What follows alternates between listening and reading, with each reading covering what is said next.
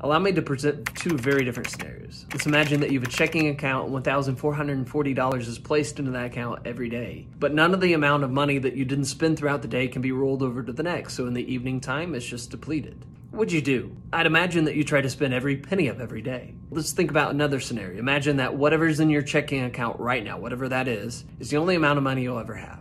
You never gain any more. A penny spent is a penny gone. You'll never get any back. How would you spend that money? And imagine you spend it very carefully, that you wouldn't waste any of it, that you try to stretch it as much as you can. You try to make the most of it. Now think about that as we turn over to Ephesians 5 verses 15 and 16. See then that you walk circumspectly, not as fools, but as wise, redeeming the time because the days are evil. We all have a bank account that works exactly like both of these scenarios, and the name of the bank is time. Every day we are credited with 1,440 minutes, and every night what we haven't used is depleted from our accounts, no matter how we used it or didn't use it. We need to spend every minute of the time that we have here on this earth. And also in a very real way, the time that we have here is very limited. Like we only have so much of it. And of course, money doesn't work that way. We can always make more money to spend more money, but that's not the way that time works. A minute spent is a minute gone. We need to spend every minute, but we also need to spend it very carefully. So how should we spend the time that we have? Paul says, not foolishly, but wisely. Not in the sinful, unfruitful deeds of the flesh. They're disgusting. They're filth. They're like poison. We drink it, we die. They're soul condemning. And so he says Christians should have nothing to do with those things. Don't click it, don't read it, don't watch it, don't be involved in it. Don't even speak of the shameful things that are done in secret. And Paul says we need to redeem our time. Your version may say make the most of our time. It's not just talking about wasting our time in sinful things, but it's also